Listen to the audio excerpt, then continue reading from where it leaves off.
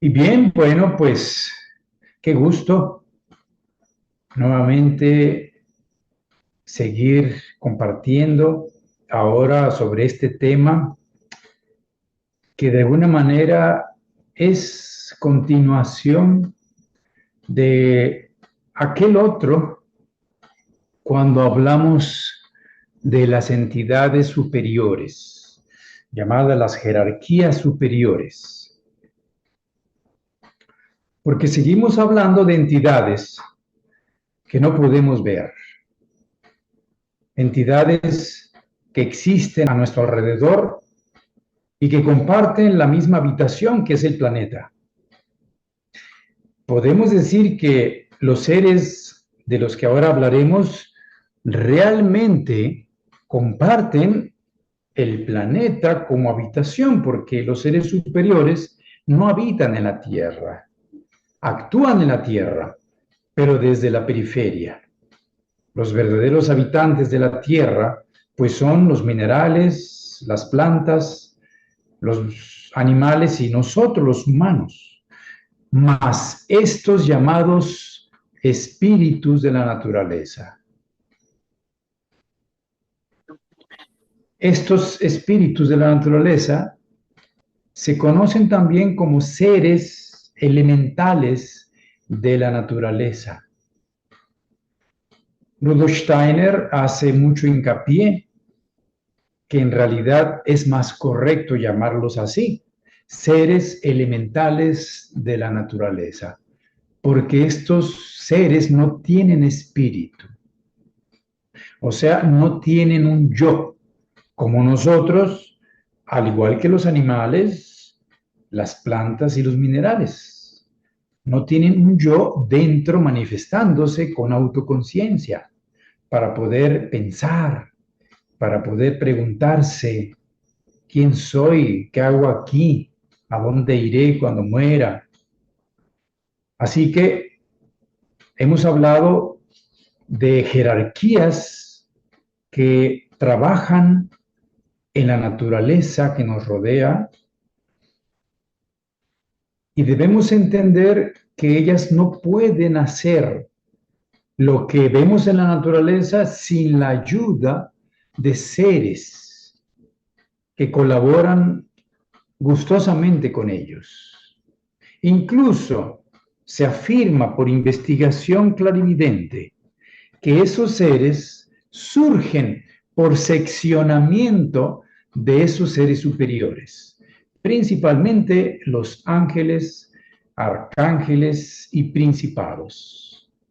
Estos son los que dan origen a los seres llamados elementales de la naturaleza. Y así como nos damos cuenta que existen 4 manifestaciones en el universo, conocidos con los nombres de tierra, aquello que es sólido, agua, todo aquello que tiene una forma líquida, que de hecho ya no es forma, es informe, tiene el estado líquido. Todo aquello que es gaseoso se le llama aire y a lo que está por encima se le llama el fuego, que incluye el calor y la luz, características del fuego. De manera que estos seres se le llaman elementales por el hecho de que se manifiestan a través de los elementos. A través de los elementos, tierra, agua, aire y fuego, se manifiestan seres y por eso se les pueden llamar así, elementales. Pero es muy conocido con el término de espíritus de la naturaleza. Los nombres que se conocen en relación con la tierra son el de gnomos, que también se le conocen como enanos y tienen muchos más nombres como duendes, pitufos y otros que se pueden encontrar en las diferentes culturas. Pero son estos seres que pueden vivir dentro de un cuerpo sólido, particularmente la roca, la piedra, que es la expresión natural más sólida, más cristalizada. Las rocas que para nosotros son cuerpos incompenetrables, porque dentro de la tercera dimensión, del espacio en que vivimos, pues ningún cuerpo permite que otro pueda estar allí de la misma condición. Pero estos seres llamados gnomos, pues tienen la posibilidad de vivir allí como nosotros en el aire, porque tienen una consistencia, o sea, la sustancia de su corporalidad les permite. Se dice que entre más denso es el lugar donde viva un ser, más sutil es su sustancia.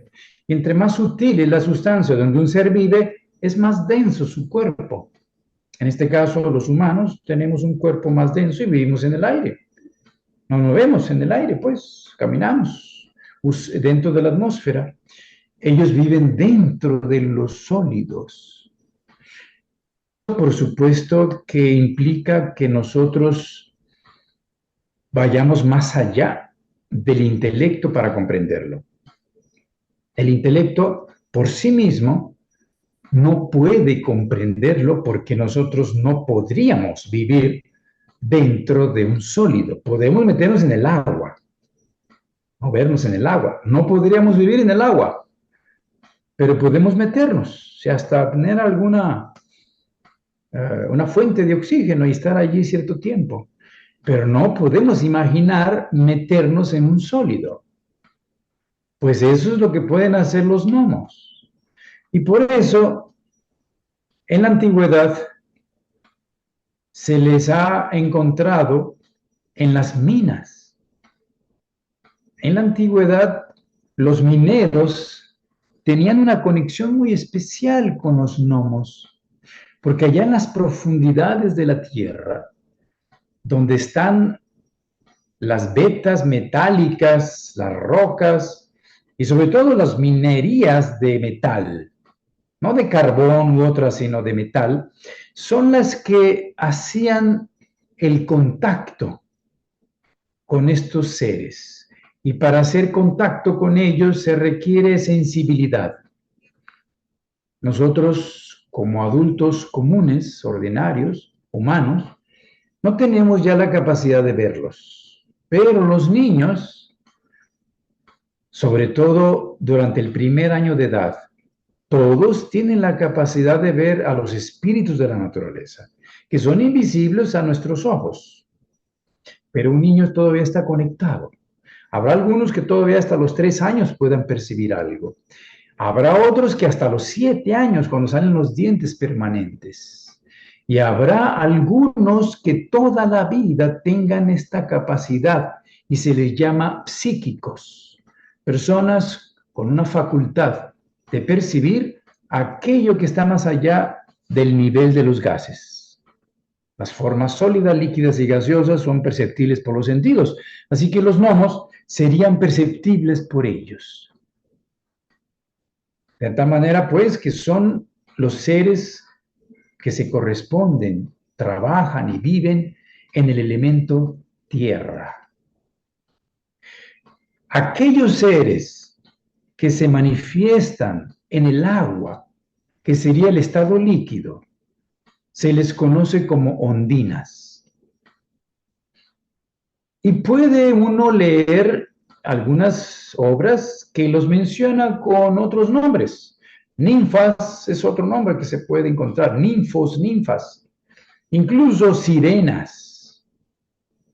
Son las ondinas, que son seres un poco más grandes de tamaño.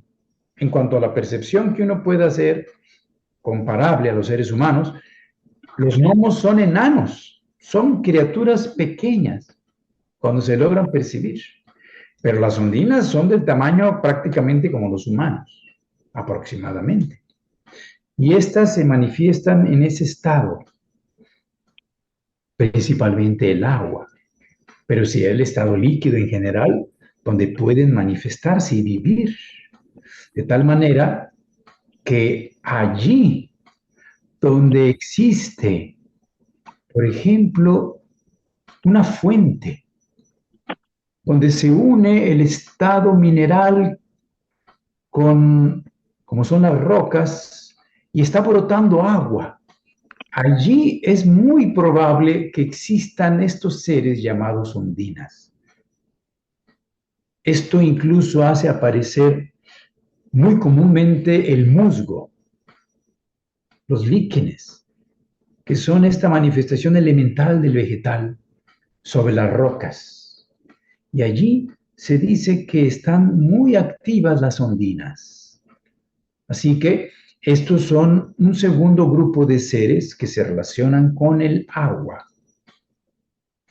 El tercer grupo es el llamado los silfos, que se relacionan con el elemento aire, con el estado gaseoso. Se les conoce también con otros nombres, que pudieran ser entre ellos el de hadas. Las hadas, por lo general, la imagen es que tenga alas y se relaciona con este elemento. De manera que estos seres, los silfos, se les encuentra comúnmente en donde existe el viento, el aire, en cualquiera de sus presentaciones, porque pudiera ser una combinación como nube, donde es agua en estado gaseoso, configurando una nube, y se dice que ahí están interactuando los silfos con las ondinas. Es un fenómeno físico, pero que necesita la actividad de estos seres, porque cuando uno solo lo ve físicamente, uno puede decir, la nube se formó porque el calor hizo que el agua pasara al estado gaseoso. Se evaporó y se hicieron gotas pequeñísimas y subió. Y conste que son toneladas de agua allá arriba en las nubes, cuando están cargadas de agua, pero están suspendidas en forma gaseosa y las ondinas intervinieron para que sucediera, que tienen que ver con el manejo del agua. El hecho de que el agua pase de un estado líquido a un estado gaseoso en forma de vapor, necesita la intervención de las ondinas. Y cuando ya está en forma de nube, ese estado gaseoso permite también la interacción con los silfos, sobre todo cuando existe rayos, centellas, cuando hay efectos eléctricos, efectos luminosos en el cielo, todavía no en forma de trueno. Esto tiene que ver con la interacción de los silfos con las ondinas, que son una especie de batalla, le llaman figurativamente. La batalla de los elementos puede producir estos fenómenos en el cielo cuando hay la combinación de agua y aire en forma de nubes y que incluso pueden descargar tormentas con truenos, más allá de solamente efectos eléctricos. Y entonces hablamos de la intervención de otros seres que tienen que ver con el fuego. Y estas son las salamandras. Las salamandras es un ser que se corresponde con el calor y el fuego en sí, que es ese elemento que es prácticamente el que domina a todos los demás. El fuego puede llevar lo sólido a estado líquido y el estado líquido al estado gaseoso. Y incluso lo gaseoso transformarse en algo superior etérico, que sería el éter calórico, el calor mismo, y luminosidad, luz, de tal manera que en el fuego, cuando vemos una flama en una fogata donde se está quemando madera, o una flama donde se está quemando parafina o aceite, sebo, lo que sea, se está manifestando allí este elemento en la combustión que es inimaginable para nosotros que allí vivan seres. Pues sí, y no se queman, porque la sustancia de la que están construidos, pues no les quema el fuego, viven en el fuego. Y cuando vemos una fogata en donde vemos este tronar que se manifiesta, este juego constante de las flamas, esto genera incluso en nosotros un sentimiento especial, porque nos recuerda algo relacionado con nuestra esencia, que es el yo, el espíritu. Así como el aire se relaciona con el alma, con el cuerpo astral, el agua se relaciona con el cuerpo vital y la tierra con el cuerpo físico.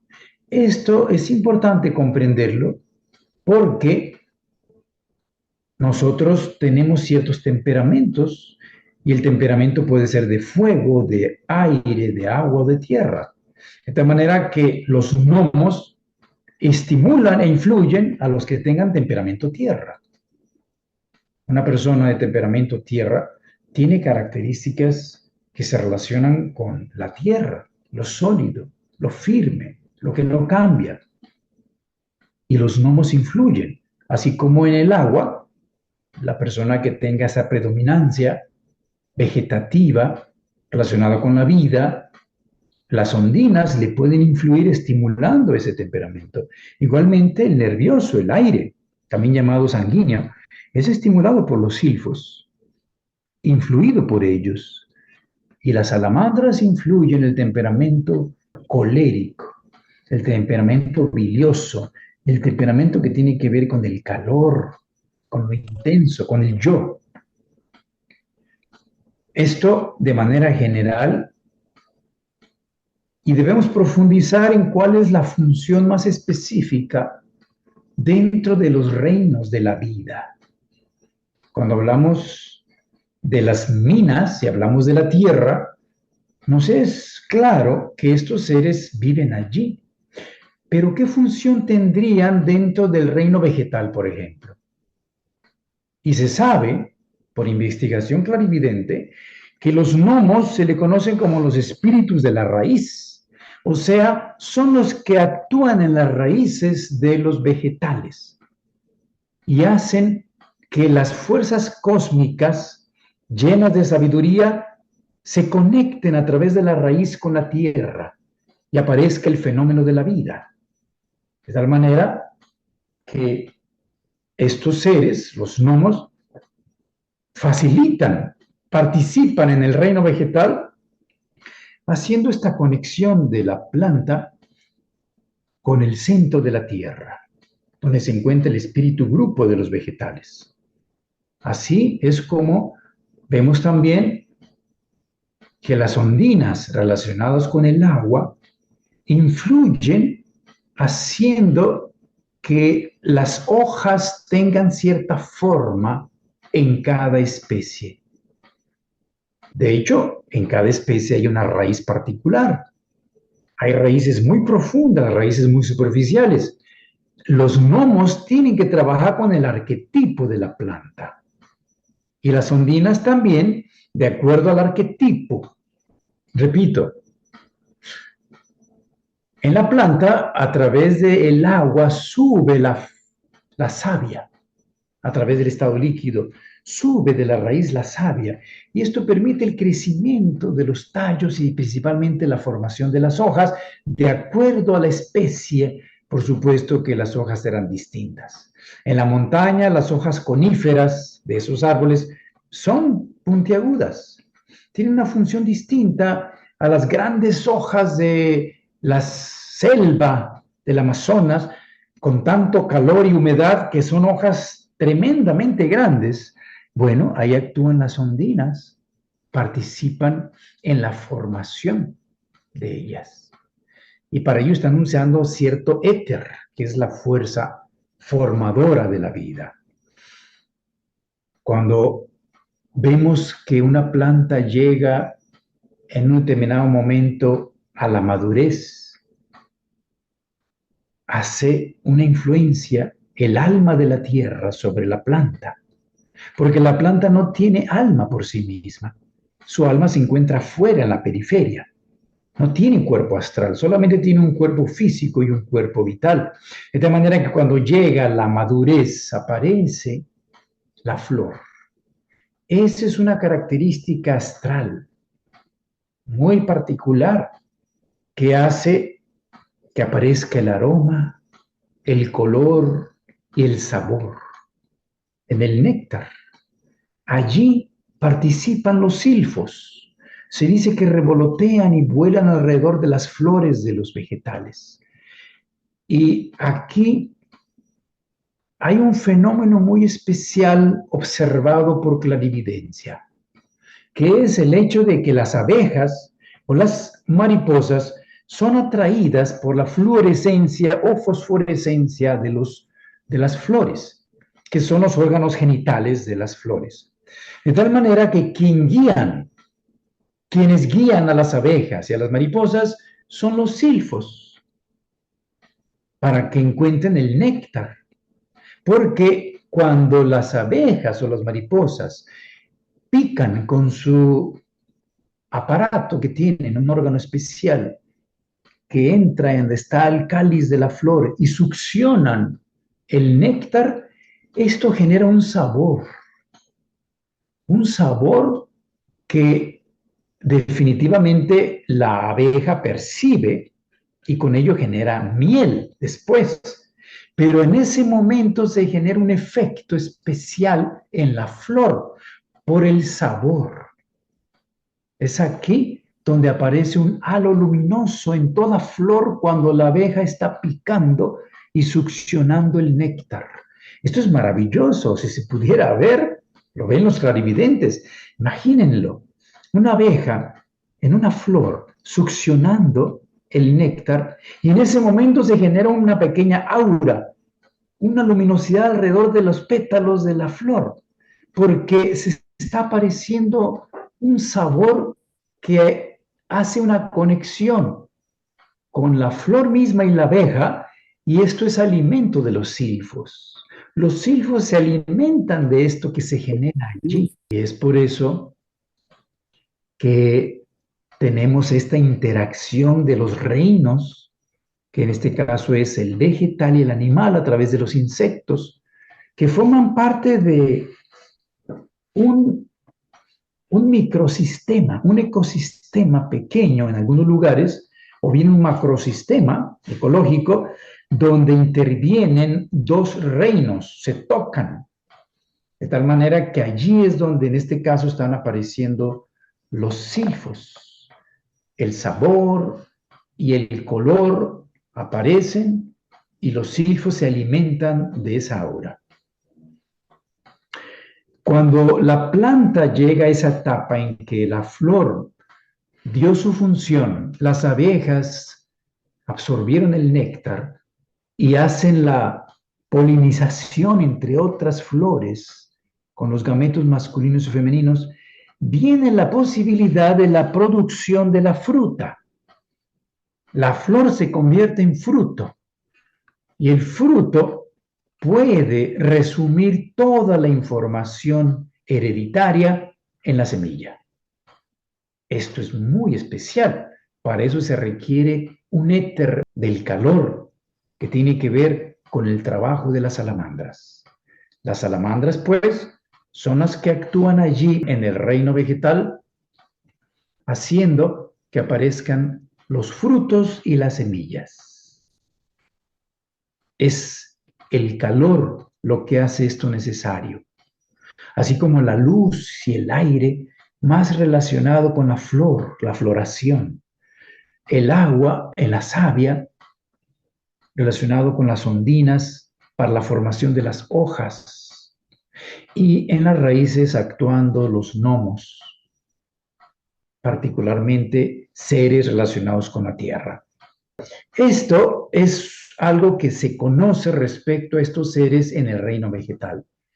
Cuando observamos en el reino animal, nos damos cuenta que los seres humanos pueden tener también una interacción, así como las abejas, mariposas y otros animales pueden interactuar con los vegetales. Y esto hace aparecer los silfos cuando interactúan animales superiores con los humanos, esto alimenta a las salamandras. Esta relación emocional, psíquica, que se producía antiguamente entre los árabes con sus caballos, que seguro todavía de existir, pero era más famoso en la antigüedad.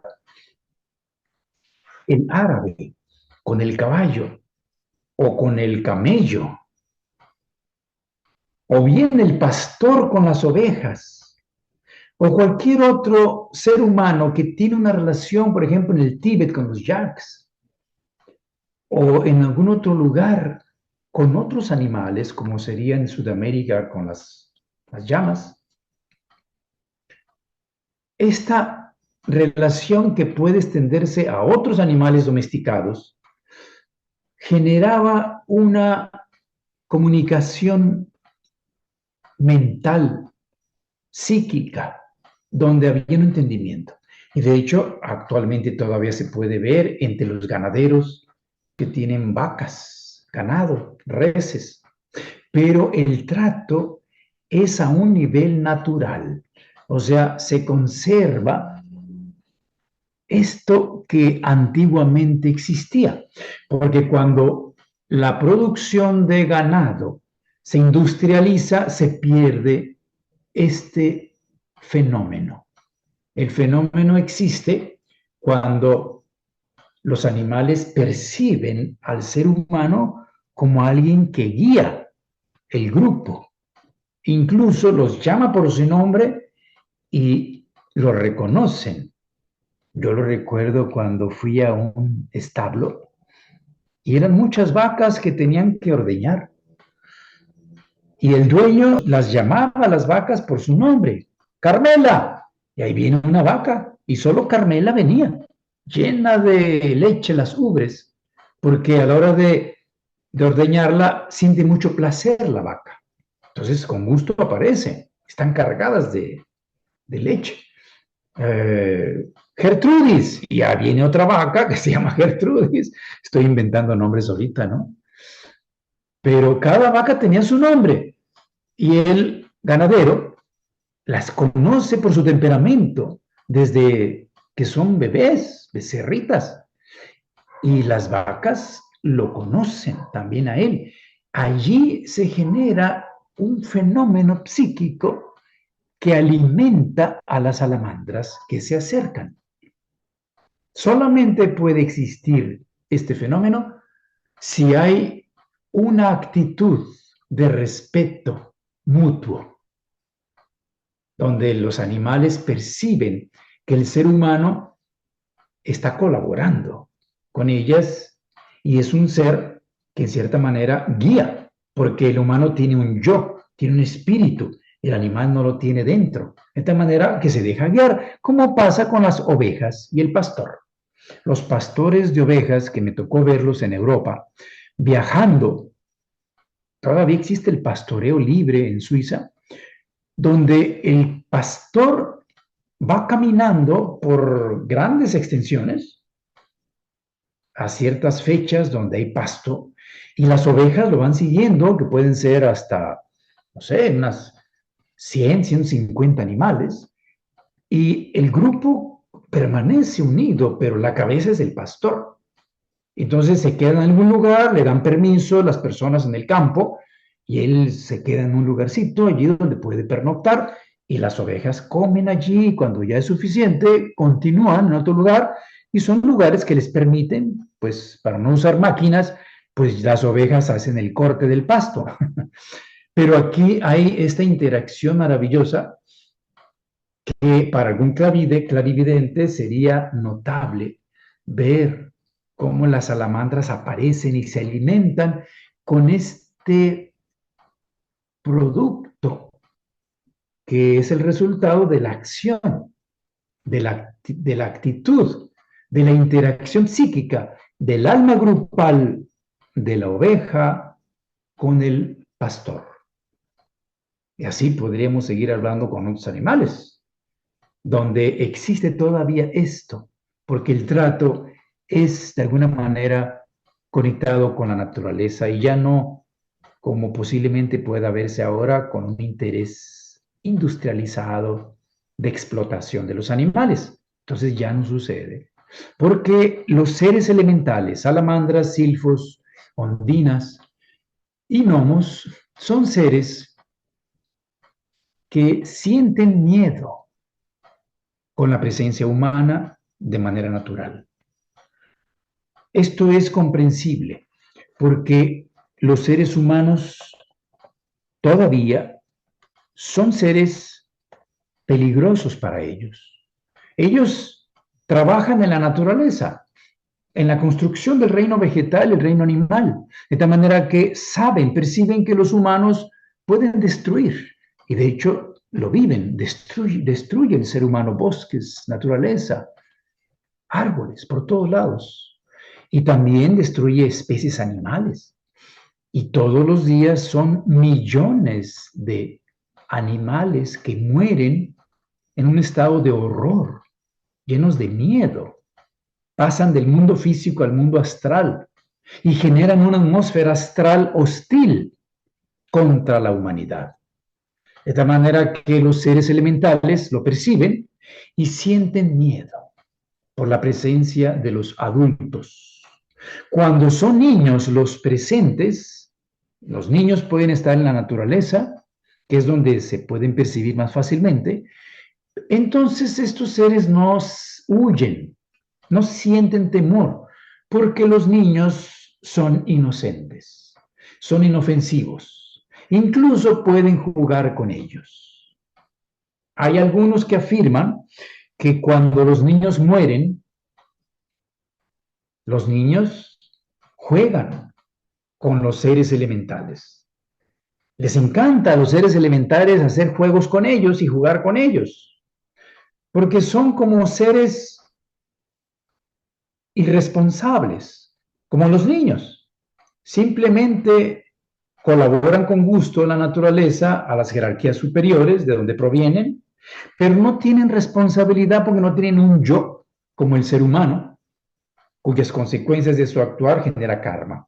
De tal manera que viven un estado así, como los niños, y son felices los niños. De todos los que han muerto son los más felices, siguen siendo niños y pronto reencarnan. Pero esto es lo que se ha visto con los seres elementales. De manera que, además, cuando nosotros queremos hacer contacto con ellos, es importante conocer cómo nos encontramos, porque es posible hacer contacto.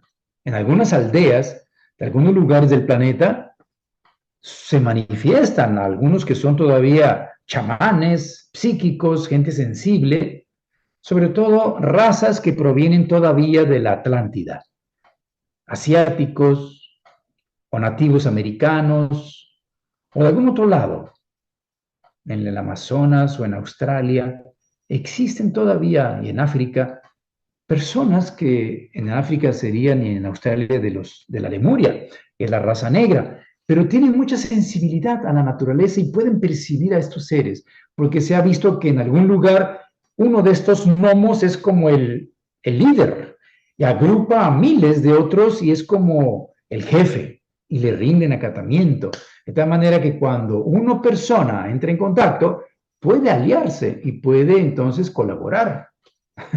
No hay responsabilidad de parte de los seres elementales, pero sí de parte de los humanos si los utilizan para hacer algo por interés personal.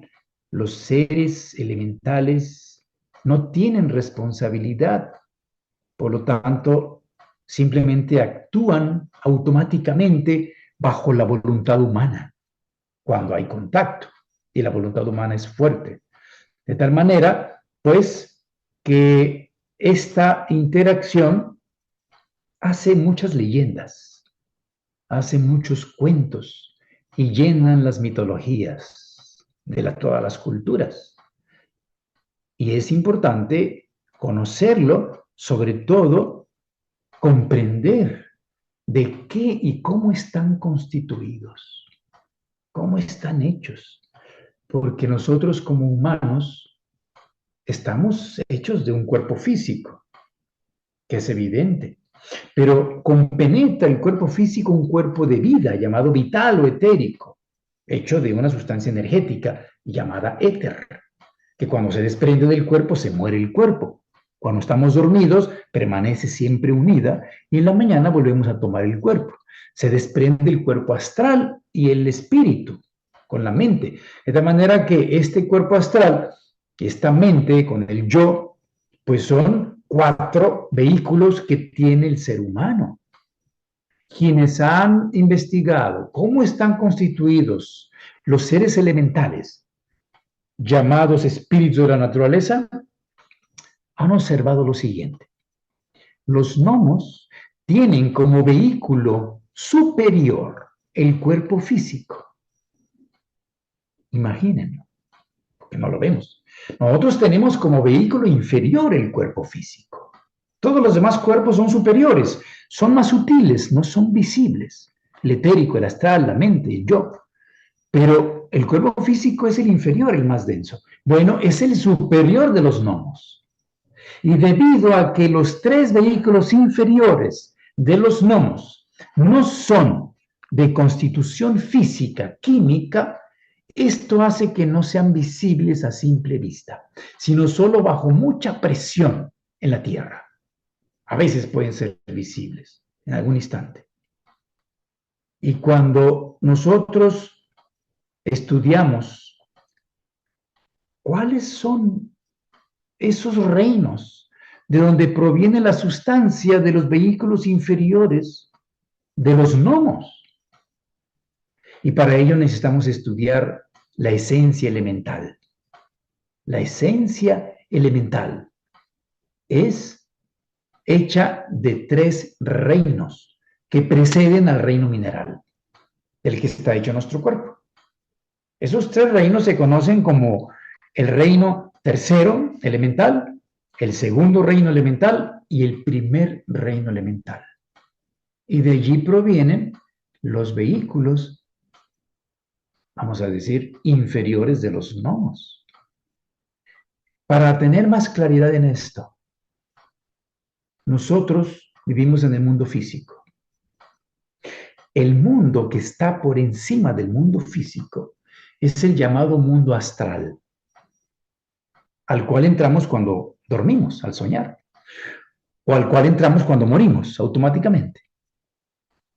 Porque el astral es la fuente del deseo, del instinto, del sentimiento y las emociones. De tal manera que cuando nosotros tenemos un deseo, tenemos una emoción, un sentimiento, generamos elementales. Elementales que si lo hacemos todos los días, deseando lo mismo, sintiendo lo mismo, se alimenta. Así como los ángeles, los arcángeles, los principados han generado estos seres elementales que hemos hablado, los humanos también generan seres elementales con su manera de sentir, de desear y de tener emociones. Ese es el tercer reino elemental, que proviene de la sustancia del mundo astral. O sea, el tercer reino elemental está hecho de sustancia astral. El segundo reino elemental está hecho de pensamiento concreto, que es un mundo superior al astral. El mundo del pensamiento mental tiene 2 regiones. La región inferior, que es de pensamiento concreto, y la región superior, que es pensamiento abstracto. De tal manera que el segundo reino elemental proviene de la región mental inferior, o sea, del pensamiento concreto. Cuando nosotros tenemos ideas concretas, pensamientos concretos, imágenes, estamos alimentando entidades del segundo reino elemental. El primer reino se relaciona con el pensamiento abstracto.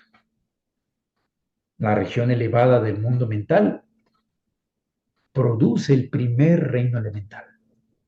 Habiendo aclarado esto, ahora recordemos lo que dije de los gnomos. Los gnomos tienen un cuerpo físico como el vehículo superior, pero no es visible a nuestra vista por la influencia de los 3 vehículos inferiores hechos del tercer, segundo y primer reino elemental. O sea, sustancia astral, mental inferior y mental superior. Cuando hablamos de las ondinas tienen un cuerpo físico y un cuerpo etérico. Y los dos vehículos inferiores están hechos del tercer reino elemental y del segundo reino elemental. Y cuando hablamos de los silfos, tienen un cuerpo astral, tienen un cuerpo etérico o vital y un cuerpo físico, y un vehículo inferior hecho del tercer reino elemental. Cuando hablamos de las salamandras, aquí se complica todo, porque ellos tienen, según la investigación, 4 vehículos. Además del astral, tienen un yo, pero no completamente formado. No se relaciona ya con los reinos elementales. Se relaciona con los antropoides. Se dice que cuando los antropoides, como son los changos, en México decimos changos, ¿no? Los gibones, los orangutanes, los gorilas y los chimpancés son, espiritualmente hablando, seres o espíritus rezagados de nuestra humanidad y están bajo el cuidado del reino animal. Son los monos antropoides sin cola. Cuando estos mueren, el alma grupal se difunde en el alma grupal de la especie. Pero hay una parte que queda como residual, que es esta parte del yo que no está totalmente en ellos desarrollada. El resto egoico le llaman. Y esto hace que aparezcan las salamandras. Tiene que ver con las salamandras. Podría yo decir, aquí hay mucho misterio que algún día los humanos podremos investigar si tenemos la facultad para ello. Pero ya con esto, pues tenemos bastante material que requiere mucha meditación, estudio, para poder comprenderse, porque es un pensamiento y son conceptos que no puede el cerebro explorar. El intelecto con el cual yo estoy hablando y ustedes me escuchan no es suficiente. Tuvieron que haber activado su imaginación para entenderlo.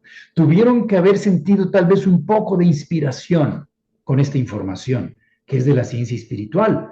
Porque si yo estudio la naturaleza y no siento un mínimo de admiración y no me inspira la belleza y la sabiduría que veo allí, no puedo realmente hacer contacto con ello para entenderlo. Tengo que sentir mínimo un poco de devoción, reverencia y respeto por la naturaleza como la expresión de Dios mismo a nivel físico. Y estos seres son ayudantes para que esto sea una realidad en la naturaleza. Si yo estudio esto solo con el intelecto, fríamente, analíticamente, no puedo llegar muy lejos. Pero cuando estoy con esta actitud de devoción, de admiración, incluso me inspira, puedo hasta intuitivamente sentir algo dentro de mí que me permite ver la certeza de esto, la veracidad de esta información, porque nadie más nos la puede demostrar. Nadie nos va a venir a decir si esto es verdad. Cada quien tendrá que investigar, tendrá que estudiar y con el pensar generar la luz suficiente para poder verlo con sus propios ojos, porque habrá quien tenga ojos y no vea y oídos y no oiga. Y se refiere a esto, el desarrollar en el pensar ese órgano de percepción espiritual que permita comprender esto. Siendo el universo infinito y eterno, siempre habrá algo por explorar y conocer. Estamos estudiando a Dios y nunca terminaremos de conocerlo. Esta es una gran aventura, es una maravilla y debe causar alegría y placer en el alma, si se está entendiendo. Si no, es un rollo ahí que dijera un amigo, ¿qué marihuanadas son esas, Jorge? Bueno, para algunos son cuentos, pero cuentos con una gran verdad.